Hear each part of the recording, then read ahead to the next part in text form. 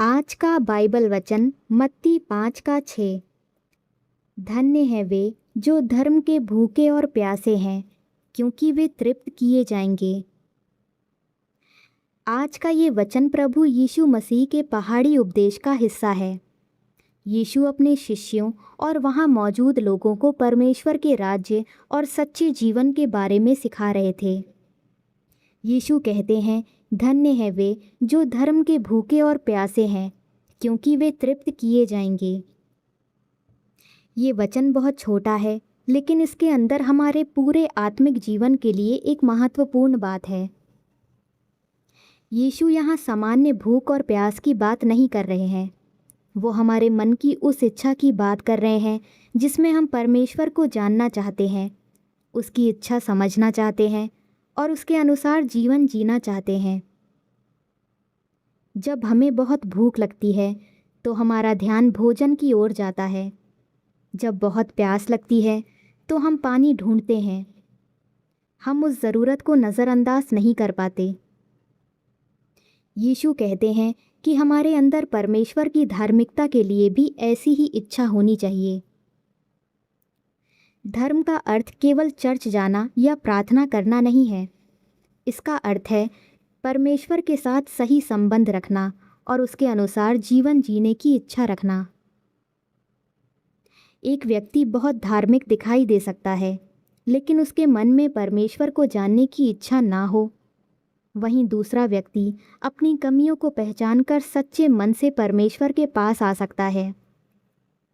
वो कह सकता है, प्रभु मुझे अपने मार्ग पर चलाइए, मुझे सही और गलत में अंतर समझाइए, मेरे जीवन को बदल दीजिए।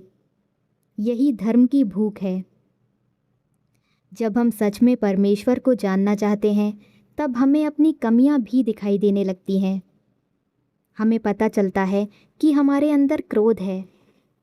कहीं हम दूसरों से बहुत तुलना करते हैं, कहीं हम लोगों की राय से बहुत प्रभावित होते हैं, कहीं हम अपनी इच्छा को परमेश्वर की इच्छा से ऊपर रखते हैं, कहीं हमें किसी व्यक्ति को क्षमा करने में कठिनाई होती है।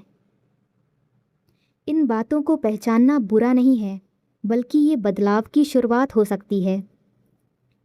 क्योंकि जब हमें अपनी कमी दिखाई देती है, तब हम परमेश्वर से मदद मांग सकते हैं। हे प्रेममय पिता, हमें अपने जीवन को ईमानदारी से देखने की बुद्धि दे। जहाँ हमें बदलने की ज़रूरत है, वहाँ हमें बदलने की इच्छा दे।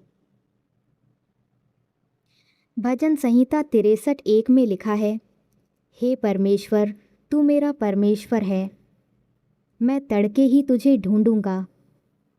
मेरा जी तेरे लिए प्यासा है। मेरा शरीर सूखी और निर्जल भूमि में, जहाँ जल नहीं है, तेरी लालसा करता है। ये वचन हमें बताता है कि परमेश्वर को केवल परेशानी के समय नहीं खोजना चाहिए। कई बार हम तब प्रार्थना करते हैं जब कोई समस्या होती है। जब हमें डर लगता है, तब परमेश्वर को पुकारते हैं। जब कोई निर्णय लेना होता है, तब प्रार्थना करते हैं। जब कोई चीज़ हमारे अनुसार नहीं होती, तब बाइबल खोलते हैं। लेकिन परमेश्वर चाहता है कि हम उसे केवल अपनी ज़रूरतों के कारण ना खोजें। हम उसे इसलिए भी खोजें क्योंकि हम उसे जानना चाहते हैं। जब जीवन अच्छा चल रहा हो, तब भी प्रार्थना करें। जब कोई खास समस्या ना हो, तब भी बाइबल पढ़ें। जब हमें कुछ मांगना ना हो, तब भी परमेश्वर के साथ समय बिताएं। यही परमेश्वर के लिए भूख और प्यास है। प्रभु यीशु ने मत्ती 6:33 में कहा, इसलिए पहले तुम परमेश्वर के राज्य और उसके धर्म की खोज करो, तो ये सब वस्तुएं भी तुम्हें मिल जाएंगी। इस वचन में पहले शब्द बहुत महत्वपूर्ण है। हमारे जीवन में बहुत सी चीज़ें ज़रूरी हैं। परिवार ज़रूरी है, पढ़ाई ज़रूरी है, काम ज़रूरी है, भविष्य के बारे में सोचना ज़रूरी है। लेकिन इन सब के बीच परमेश्वर को पहला स्थान देना भी ज़रूरी है। क्योंकि अगर हमें बहुत सी चीज़ें मिल भी जाएं, लेकिन हमारा संबंध परमेश्वर से कमज़ोर हो जाए, तो हमारे अंदर फिर भी खालीपन रह जाएगा। दुनिया हमें हमेशा कुछ और पाने के लिए प्रेरित करती है। हमें लगता है कि अगर ये चीज़ मिल जाए तो हम खुश होंगे, अगर ये काम हो जाए तो सब ठीक हो जाएगा, अगर लोग हमें स्वीकार कर लें तो हम संतुष्ट होंगे। लेकिन यीशु हमें इससे भी बड़ा सवाल पूछने के लिए कहते हैं। क्या हम परमेश्वर की धार्मिकता चाहते हैं?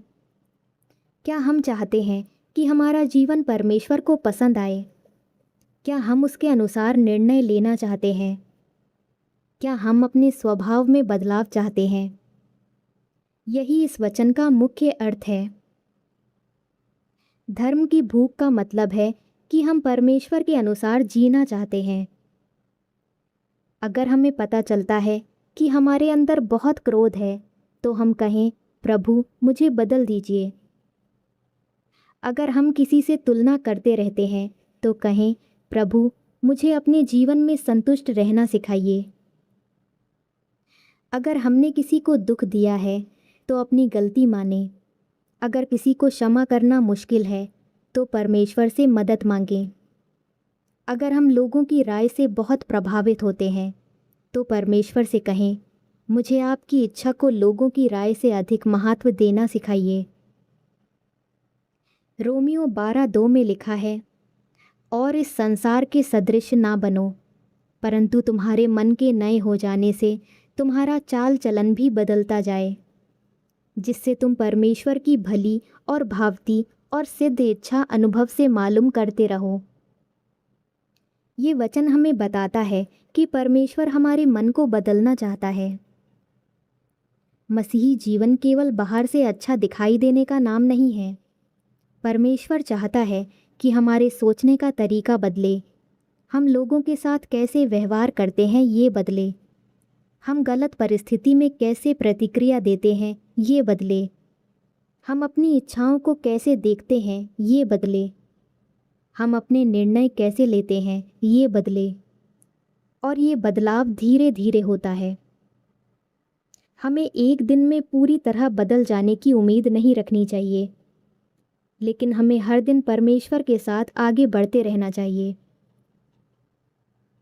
अगर आज हम अपनी किसी गलती को पहचानते हैं तो उसे परमेश्वर के सामने स्वीकार करें। 1 यूहन्ना 1:9 में लिखा है, यदि हम अपने पापों को मान लें तो वो हमारे पापों को क्षमा करने और हमें सब अधर्म से शुद्ध करने में विश्वास योग्य और धर्मी है। इसलिए गलती होने पर भी परमेश्वर से दूर मत जाइए, उसके पास जाइए, अपनी गलती स्वीकार कीजिए। जहाँ सुधार करना ज़रूरी है वहाँ सुधार कीजिए और उसकी क्षमा पर भरोसा कीजिए। मसीही जीवन का मतलब ये नहीं है कि हम कभी गलती नहीं करेंगे। इसका मतलब है कि गलती होने पर हम परमेश्वर की ओर लौटेंगे। हे दयालु परमेश्वर, हमें अपनी गलतियों को स्वीकार करने की नम्रता दे और अपनी क्षमा पर भरोसा करने का विश्वास दे। धर्म की भूख का एक और हिस्सा है परमेश्वर की इच्छा जानना। कई बार हम चाहते हैं कि परमेश्वर हमें हमारे पूरे भविष्य के बारे में बता दे। हम जानना चाहते हैं कि आगे क्या होगा, कौन सा रास्ता सही होगा, कौन सा निर्णय लेना चाहिए, कौन सा अवसर हमारे लिए अच्छा है। लेकिन परमेश्वर हमेशा हमें भविष्य की पूरी जानकारी नहीं देता। कई बार वो हमें सिर्फ अगला कदम दिखाता है। नीति वचन 16:9 में लिखा है, मनुष्य मन में अपने मार्ग की योजना बनाता है, परंतु यहोवा उसके कदमों को दृढ़ करता है। इसका मतलब ये नहीं कि हमें योजना नहीं बनानी चाहिए। हमें योजना बनानी चाहिए, मेहनत करनी चाहिए, सही निर्णय लेने की कोशिश करनी चाहिए, लेकिन अपनी योजना को परमेश्वर से ऊपर नहीं रखना चाहिए। हम कह सकते हैं, प्रभु ये मेरी योजना है, लेकिन यदि आपकी इच्छा कुछ और है तो मुझे उसे स्वीकार करने की बुद्धि दीजिए। कभी हमारी योजना पूरी नहीं होती और हमें लगता है कि सब कुछ खराब हो गया, लेकिन हमें हर बात तुरंत समझ में नहीं आएगी। कभी हमें बाद में समझ आता है कि कोई रास्ता हमारे लिए सही नहीं था, और कभी शायद हमें इस जीवन में इसका अर्थ पूरी तरह समझ ना आए, इसलिए हमें परमेश्वर पर भरोसा करना सीखना है। अब आइए हम सब मिलकर प्रार्थना करें। हे हमारे स्वर्गीय पिता, आज हम तेरे सामने नम्र होकर आते हैं। हम मानते हैं कि हमें तेरी ज़रूरत है, हमें तेरे मार्गदर्शन की ज़रूरत है, हमें तेरी बुद्धि की ज़रूरत है, हमें तेरे वचन की ज़रूरत है, और सबसे बढ़कर हमें प्रभु यीशु मसीह की ज़रूरत है। हे प्रेममय पिता, हमारे अंदर तेरे लिए सच्ची भूख और प्यास पैदा कर। हमें केवल अपनी इच्छाओं के पीछे भागने वाला ना बना। हमें ये समझने में सहायता कर कि हमारे जीवन का सबसे बड़ा उद्देश्य तुझे जानना और तेरी इच्छा में चलना है। जहाँ हमारा ध्यान तुझसे हट गया है, वहाँ उसे फिर से अपनी ओर मोड़। जहाँ हमारी प्राथमिकताएं गलत हो गई हैं, वहाँ उन्हें सही कर। जहाँ हम संसार की बातों में बहुत उलझ गए हैं, वहाँ हमें अपने वचन की ओर वापस ला। हे दयालु परमेश्वर, हमारे मन को देख। तू जानता है कि हम किन बातों के बारे में सोचते हैं। तू जानता है कि ऐसी कौन सी चिंताएं हैं जिन्हें हम किसी के सामने नहीं कह पाते। तू जानता है कि रात में हमारे मन में कौन कौन से सवाल आते हैं। तू जानता है कि भविष्य को लेकर हमारे अंदर कितनी अनिश्चितता है। तू जानता है कि हम किन फैसलों को लेकर परेशान हैं। तू ये भी जानता है कि कौन सी बातें हम बाहर से सामान्य दिखते हुए भी अंदर से अपने साथ लेकर चल रहे हैं। हे प्रभु, उन सभी बातों को तेरे हाथों में सौंपते हैं। जहाँ हमें उत्तर की ज़रूरत है, वहाँ सही समय पर उत्तर दे। जहाँ हमें धैर्य की ज़रूरत है, वहाँ धैर्य दे। जहाँ हमें कदम उठाने की ज़रूरत है, वहाँ साहस दे। और जहाँ हमें रुक कर तेरी प्रतीक्षा करनी है, वहाँ हमें बेचैनी से बचा। हे करुणामय प्रभु, उन लोगों के साथ रहे जो अपने भविष्य को लेकर बहुत चिंतित हैं, जिन्हें समझ नहीं आ रहा कि आगे किस दिशा में जाना है, जिन्हें अपने फैसलों पर बार बार संदेह होता है, जिन्हें डर है कि कहीं उन्होंने गलत रास्ता तो नहीं चुन लिया। उन्हें अपनी बुद्धि दे, उन्हें जल्दबाजी से बचा, उन्हें ऐसे फैसले लेने से बचा जो केवल डर, दबाव या लोगों को खुश करने के लिए लिए जाएं। उन्हें अपने वचन के अनुसार सही चुनाव करने की समझ दे। हे प्रभु, उन लोगों को भी संभाल जो लगातार दूसरों की अपेक्षाओं के दबाव में रहते हैं, जो हर समय ये सोचते हैं कि लोग उनके बारे में क्या सोचेंगे, जो अपने फैसले केवल इसलिए बदल देते हैं क्योंकि लोग उन्हें स्वीकार नहीं कर रहे। उन्हें ये समझ दे कि उनकी पहचान केवल लोगों की स्वीकृति पर निर्भर नहीं है। उन्हें अपने सामने सही जीवन जीने की इच्छा दे। जहाँ लोगों की बात सुनना सही है, वहाँ सुनने की बुद्धि दे, और जहाँ गलत दबाव से दूर रहना ज़रूरी है, वहाँ दृढ़ता दे। हे पवित्र आत्मा, हमारे विचारों की रक्षा कर। जब हम ज़रूरत से ज़्यादा सोचते रहें, हमें शांत कर। जब हमारा मन बार बार उसी चिंता में लौटे, हमें प्रार्थना की ओर ले जा। जब हम किसी ऐसी बात को नियंत्रित करने की कोशिश करें जो हमारे हाथ में नहीं है, हमें याद दिला कि उसे तेरे हाथों में छोड़ना है। हमें ये समझ दे कि हर चीज़ हमारे नियंत्रण में होना ज़रूरी नहीं है। हमें भरोसा करना सिखा। हे स्वर्गीय पिता, हमारे रिश्तों को भी अपने हाथ में ले। जहाँ गलतफहमी है, वहाँ समझ दे। जहाँ बात करने की ज़रूरत है, वहाँ सही शब्द दे। जहाँ हमें अपनी गलती स्वीकार करनी है, वहाँ नम्रता दे। जहाँ हमें किसी को क्षमा करना है, वहाँ सहायता दे। और जहाँ किसी रिश्ते से उचित दूरी रखना ज़रूरी है, वहाँ बुद्धि और शांति दे।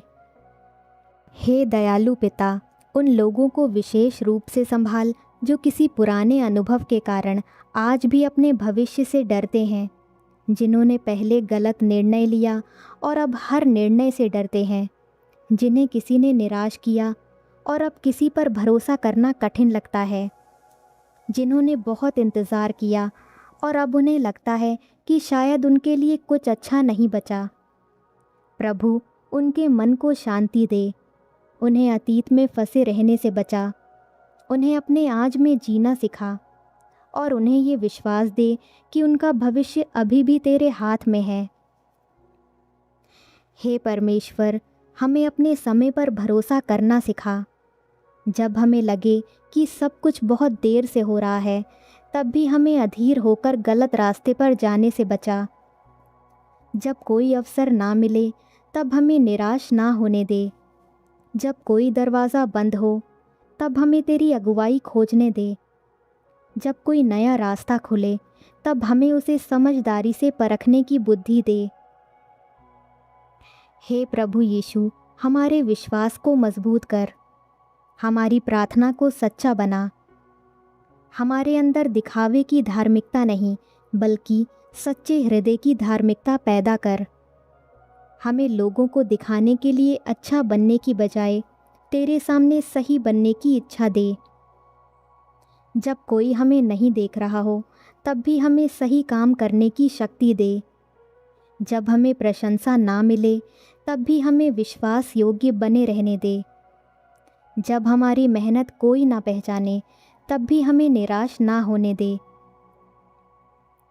हे पिता, हमारे जीवन के हर क्षेत्र में अपनी अगुवाई कर। हमारे विचारों में, हमारे शब्दों में, हमारे फैसलों में, हमारे रिश्तों में, हमारे काम में, हमारी पढ़ाई में, हमारी सेवकाई में, हमारे भविष्य में, हमारी निजी ज़िंदगी में, हर जगह हमें तेरी इच्छा खोजने वाला बना। हमें ऐसा जीवन दे जिससे तेरे नाम की महिमा हो। हम ये सब प्रार्थना अपने उद्धारकर्ता प्रभु यीशु मसीह के नाम में करते हैं। आमीन। अगर आपको प्रार्थना की ज़रूरत है तो नीचे कमेंट में अपनी प्रार्थना लिख सकते हैं। हम आपके लिए प्रार्थना करेंगे। याद रहे, आप अकेले नहीं हैं, परमेश्वर हमेशा आपके साथ है।